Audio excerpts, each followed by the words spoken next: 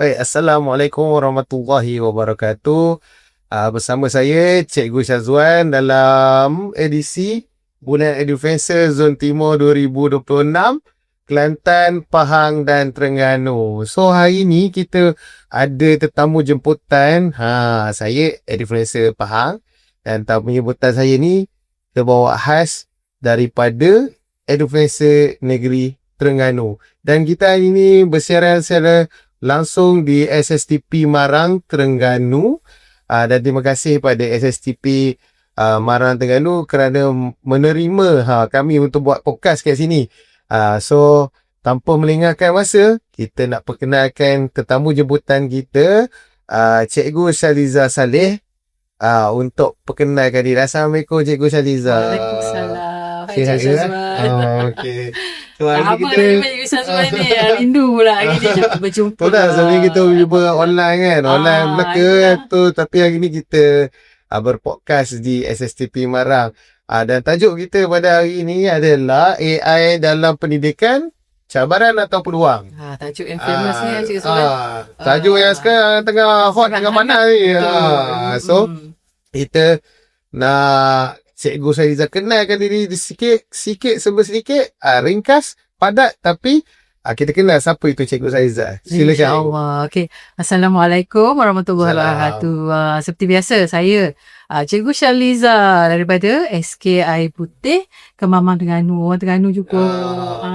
Tuan rumah. Tuan rumah. Okey. Saya ni macam Cikgu Syazwan juga edufluencer, tapi Syazwan edufluencer Pahang. Ya, Saya edufluencer Negeri Terengganu, dan juga merupakan juara guru juara digital pada tahun 2024 untuk kategori prasekolah, dan juga sekarang ni tengah sambung belajar dah.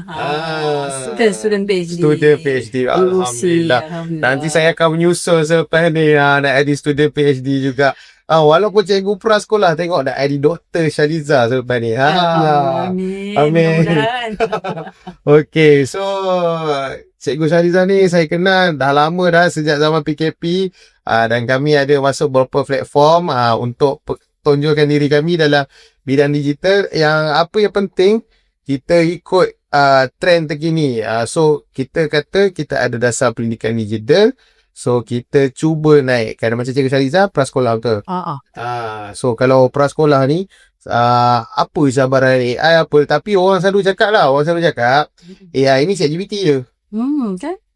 Kerja GPT je kan? Padahal ChatGPT banyak sekarang ni. Padahal berlambak dalam AI tu ada Gemini, ada ChatGPT, ada Cloudy, ada macam-macam lagi lah.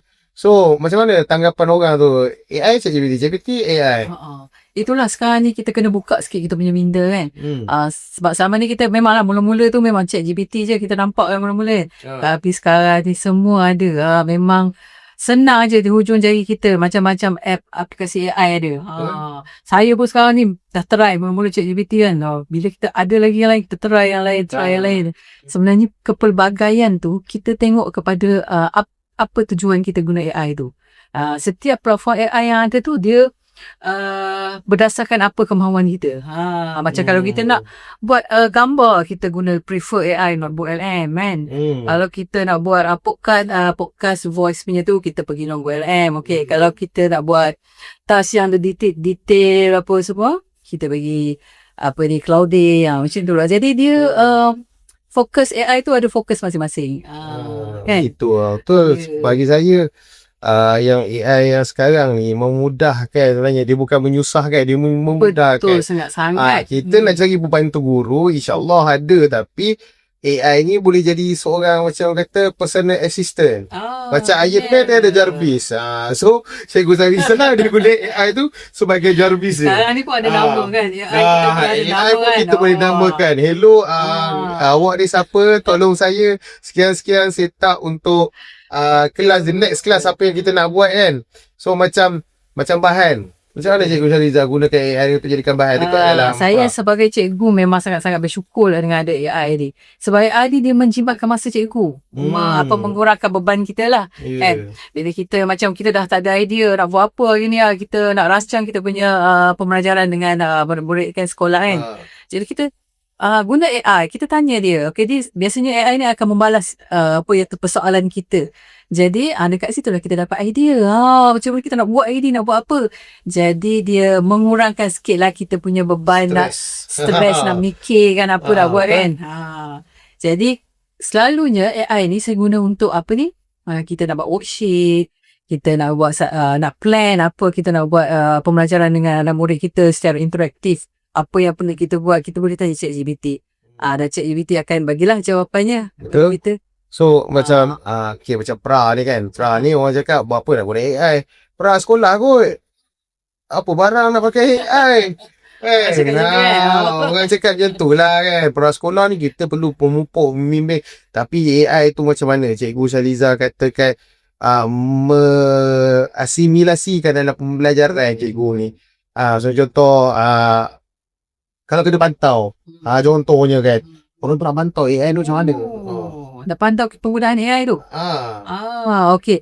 AI ni sebenarnya satu platform untuk kita menyediakan bahan pengajaran untuk murid kita.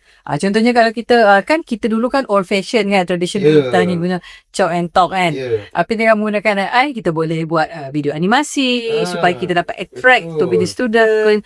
And then kita boleh buat berbagai worksheet dengan cepat lah. And then kita boleh juga rancang pengajaran kita. Kita boleh buat RPH. Memang sangat-sangat membantulah cikgu. Jadi dia lebih kurang sebagai kita punya assistant. AI as assistant. Dan AI ni sekarang ni budak-budak murid-murid prasekolah pun dia generasi sekarang ni dia dah terbiasa dengan penggunaan media sosial, media digital ni kan. Jadi memang tak boleh lari lah daripada menggunakan AI. So itu adalah peluang lah saya rasa. Peluang. Daripada cabaran yang datang masa kini ni yang hentam sana sini, tapi kita mencari peluang dan ruang untuk kita wujudkan AI ni sebagai satu pemudah cara. Pemudah cara bagi kita untuk handle kelas kita. Macam saya sendiri pun menggunakan AI untuk menghasilkan video untuk bagi tarik budak pada set induksi yang pertama. Mungkin pra pun macam tu juga rasa. Rasa macam mana kalau kita nak narik set induksi tu yang pertama tu? Ya, memang dia akan minat benda-benda secara visual lah kan. Jadi AI ni dulu kan kita nak buat sesuatu video tu kita mengambil masa yang sangat lama. Betul. Lagi satu kita kena ada kepakaran macam mana nak buat video tu apa semua kan. Sekarang ni dengan ada AI kita tak perlu jadi terlalu profesional. Memang kita just bagi prompt and then dia akan terus jadi apa yang kita nak tu. Cuma kita kena adalah sedikit kan. Dan maknanya tidak terlalu membebankan lah. Dan Ica pun nak ucap terima kasih kepada KPM juga yang telah menyediakan platform D5. Dengan cerita 2.0, planning tak tahulah 3.0 insyaAllah ada. Mungkin ada upgrade.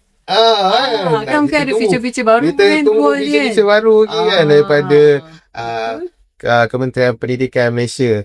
So AI ni bukanlah orang kata memang ada negatifnya, ada positifnya, tapi on the bright side, on the cikgu ni kita ambil peluang yang positif sebab dia dapat mengurangkan bebanan kita daripada kerja. So betul. Macam Cikgu Shaliza sendiri kekangan dia daripada segi device ataupun segalanya, macam mana cikgu nak menggunakan orang kata device yang ada, menggunakan AI. Contoh macam saya lah, saya pakai paper mode tu untuk Wayground. Nama-nama dia Quizzes. So macam mana prasekolah dia sebenarnya AI ni ada macam-macam bentuk. So macam mana kita nak dengar daripada SKI Putih ni yang menang juara digital ni. Apa yang kita buat dekat pra tu? Apa yang kita buat kat pra tu? Dekat prasekolah biasanya kita dah dedahkan murid-murid dengan penggunaan iPad. Sekarang ni kan zaman sekarang kan mana-mana pegang iPad kan. Semua budak ada iPad. Tak adalah semuanya, tapi kita bagi pendedahan kepada murid untuk menggunakan iPad.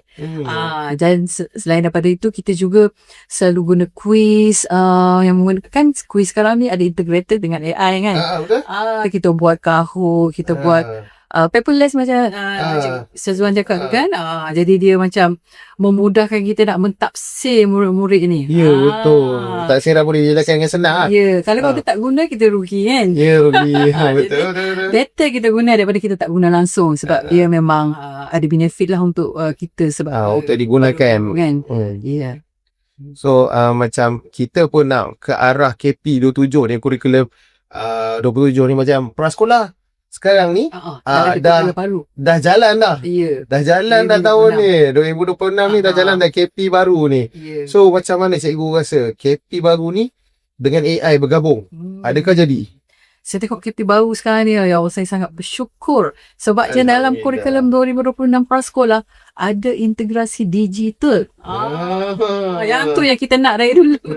Sekarang dah ada dalam dokumen kurikulum prasekolah tu, integrasi digital dan juga pembelajaran tentang etika digital. Memang etika digital tu kita patut pupuk daripada kecil lagi lah kepada murid-murid prasekolah supaya dia tahu mana satu nak pilih, supaya dia tahu mana yang buruk dan mana yang baik kan. Jadi kita kena dari awal lagi lah ajar etika digital tu. Dan sekarang ni memang kita murid prasekolah juga ada ID D5.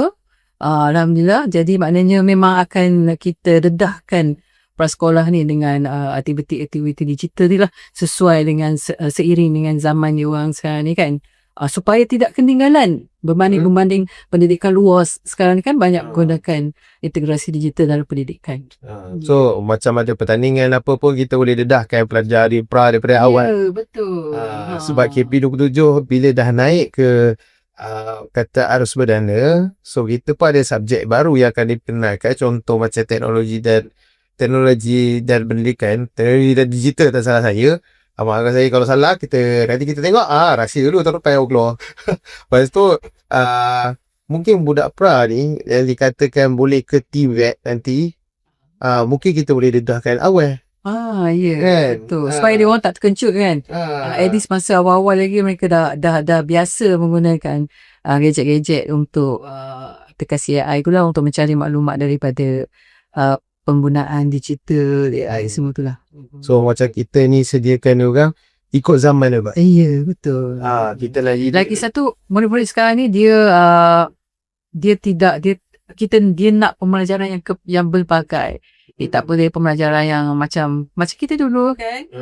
Ada orang ni mempunyai kepelbagaian lah untuk nak attract murid-murid tu supaya mereka semua nak belajar tu, kita kena ada kepelbagaian. Jadi kita menggunakan AI tu lah untuk so pengajar. So dekat SKI Putih memang dah gunakan lah, bagus, kau must follow.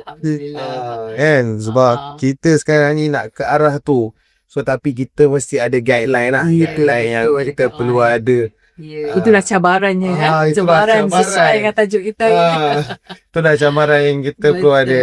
Okay, agak-agak cikgu kalau dalam sebagai influencer ni, dah dinobatkan sebagai guru juara digital, bahagian prasekolah, apa cabaran nak perluaskan lagi, ataupun macam mana cabaran dari segi, apalah cabaran yang bakal Dr. Shaliza ni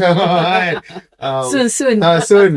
Okay, cabaran yang nak menghadapi, macam mana kita nak sebar luaskan lagi. Ada orang kata akak nak pencen tahun depan, akak tak nak belajar diri kita kan. So macam mana kita nak ubahkan tanggapan daripada negatif cabaran tu lah, sebagai seorang influencer, sebagai pengaruh pendidikan, macam mana kita nak pengaruh rakan-rakan guru kita untuk sahut cabaran dalam zaman sekarang. Sama sekarang ni kalau kita nak memang cabaran tu memang ada. Mungkin ada yang mengatakan bahawa penggunaan digital ataupun AI ni susah sebab dia tidak terdedah kepada benda tu lagi kan. Jadi kita sebagai influencer, kita main peranan untuk menyebarkan sedikit maklumat lah berkenaan penggunaan AI tu tidaklah sesusah mana pun yang seperti yang disangka kan. Jadi mungkin kita boleh bimbing sedikit demi sedikit kepada guru-guru yang novice, yang nak belajar tentang AI ni kan. Sebenarnya bila mereka terdedah dengan pembelajaran yang kita ajar sedikit demi sedikit, mereka akan terbiasa, dan bila terbiasa mereka akan rasa benda tu mudah lah. Mudah seronok. Iya, mudah seronok. Jadi kita sebagai guru ni kita kena sahut cabaran untuk belajar AI, belajar digital sebab benda ni sebenarnya memberi manfaat kepada murid kita kan. Di mana kalau kita tak belajar benda ni, lama kelamaan kita ketinggalan, murid pun akan ketinggalan. Jadi yang tu kita tak nak lah. Boleh kita sahutlah cabaran supaya seiring dengan pendidikan luar tu yang sekarang ni tengah berkejaran kan, berkejaran untuk berjaya lah dalam pendidikan tu kena ada kemahiran lah tentang AI dan zaman sekarang ni kita rasa kita perlu sediakan keperluan daripada kecil untuk pengalaman dia orang bekerja satu hari nanti. Lagi satu fokus dia apa, pekerjaan dia orang pun lebih ke arah ini kan. Mungkin satu hari AI akan take over, kita tak tahu. Tapi macam mana orang yang handle AI tu, orang ataupun kepakaran manusia tu untuk menjadikan AI tu baik ataupun sebaliknya. So cabaran pula lagi satu adalah luar bandar. Device yang terbaik. Macam dah faham kan? Macam dah faham dekat Tioman. Saya boleh cerita pasal Tioman. Saya berada di Pulau Tioman tahun lepas. Banyak peranti-peranti yang diberikan supaya budak-budak di area pedalaman 3 ataupun luar bandar ni yang jauh daripada transportasi dan jauh daripada orang kira macam duduk pedalaman ni, cuba dapatkan jaringan daripada DM, daripada KPM. So itu yang kita nampak lah. Terima kasih pada semua pihak-pihak yang telah bantu kita. So dekat Terengganu ni juga, macam mana prasekolah ni rasanya macam luar bandar ni, adakah sama macam dekat negeri lain? Saya rasa sama je, cuma luar bandar ni lah macam mana ke Terengganu ni. Macam kita nak tahu juga kat Terengganu ni, kita tak tahu demografi Terengganu ni, geografi Terengganu ni macam mana. Setakat ini kalau luar bandar tu mungkin penerimaan diorang terhadap penggunaan digital ataupun AI ni agak terhad lah. Jadi kita pun tahu bahawa di luar bandar ni dia punya kelengkapan device pun agak tak tahu aku nak lengkap lagi kan dengan prasarana tu. Jadi mungkin kita boleh sedikit demi sedikit kita cuba dedahkan student-student yang luar bandar ni dengan penerahan AI ni lah, dan kita mohon kerjasama daripada luar sekiranya ada sebarang sponsor untuk membantu sama-sama membina pendidikan luar bandar ni supaya dia sama taraf dengan pendidikan bandar ni kan. Itulah. Dan kita sebagai influencer pun mungkin kita boleh bantu dengan penerimaan luas kan, pergi ke tempat-tempat yang pendalaman ni untuk sama-sama bantu memberi makluman, pengajaran dengan murid kat sana. So kat luar sana kami pun nak mengucapkan terima kasih kepada inisiatif Dasar Pendidikan Digital daripada KPM yang mana telah mencapah sebenarnya sampai kat luar sana. Macam kat Sabah Sarawak pun kita ada Starlink, kat sini kita ada TMNet. So daripada rakan-rakan strategi PSTP yang telah bantu kita untuk menaikkan dasar pendidikan digital, dia tak kurang tak lebih walaupun sedikit kita ada titik lonjak untuk menaikkan digital tu sendiri. Tapi sekarang ni kan Syazwan, daripada dulu kita dah nampak dah segi perkembangan kan. Perkembangan positif tu makin lama makin meningkat. Alhamdulillah. Dia bermula daripada pandemik. Betul. Daripada orang tak nak lah sekarang ni. Alhamdulillah. Orang kata biar kita mula dengan sedikit, tapi asalkan dapat kan. Dia lambat asalkan dapat. Mungkin kita tak boleh buat semua kan. Betul. Kita tak boleh semua, tapi kita cuba. Kita cuba.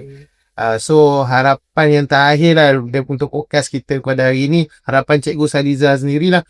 Apa harapan dan apa kata harapan untuk pendidikan digital khususnya kat SKI Putih dan Terengganu. Harapan saya semoga pendidikan digital AI ni diterima baik oleh semua masyarakat dan diterima oleh semua guru-guru dan tidak merasakan bahawa benda ini terlalu terbeban lah untuk mereka. Dan semoga Selain daripada itu, jangan lupa walaupun kita gunakan AI, kita juga kena ada HI. Apa tu HI, Cikgu Syazwan? Alamak, HI apa penonton? HI tu apa? HI, Human Intelligence. Maknanya AI Itu saya sub human intelligence. HI, yes. AI tambah HI. Maknanya walaupun kita rely on AI kita jangan rely 100%, kita kena ada HI juga ya. Maknanya kita kena ada juga daripada kita untuk kemahiran berfikir kita tu lah. Daripada kita kena fikirlah sumber-sumber yang ada dalam AI tu, kita kena tapis. Data-data tu kita kena etika, lebih kepada etika. Jadi itu harapan saya sekarang ni untuk Negeri Terengganu. Semoga pendidikan digital ni semakin berkembang dan Negeri Terengganu dikenali sebagai satu pendidikan pokok pendidikan digital. Besarnya harapan. Besar harapan tak apa, kita berangan-angan dulu. Berangan-angan tu percuma, tapi kita cuba untuk dapatkan, insyaAllah. So terima kasih Cikgu Saliza untuk podcast kita Bulan Advancer Zon Timur bersama Kelantan, Terengganu dan Pahang. So, bagi saya, tajuk kita hari ini, samaran AI tu sebenarnya kita dah bergerak. Macam saya zaman milenial saya bergerak daripada Windows 95, Windows 98, bergerak ke sampai XP, bergerak sampai ni. So, saya tengok teknologi tu membangun. So, daripada disket, CD, ada Blu-ray, disket. Zaman saya disket. Kan, lepas tu apa nama pendrive mahal, 256 pun dah mahal. Betul. Kan, 256 pun dah mahal. So apa yang kita nak sampaikan pada hari ni adalah jangan takut menggunakan AI, tapi mesti beretika. Ada AI, ada HI. Ingat tu AI plus HI. Okay, sampai di sini saja perkongsian kami pada hari ini. Jangan lupa semua, kita ada siri yang kedua selepas ini. Dan Assalamualaikum daripada saya, Cikgu Syazwan daripada Edufluencer Pahang, dan saya Cikgu Syariza dari Edufluencer Terengganu. Bye-bye. Assalamualaikum. Jumpa lagi.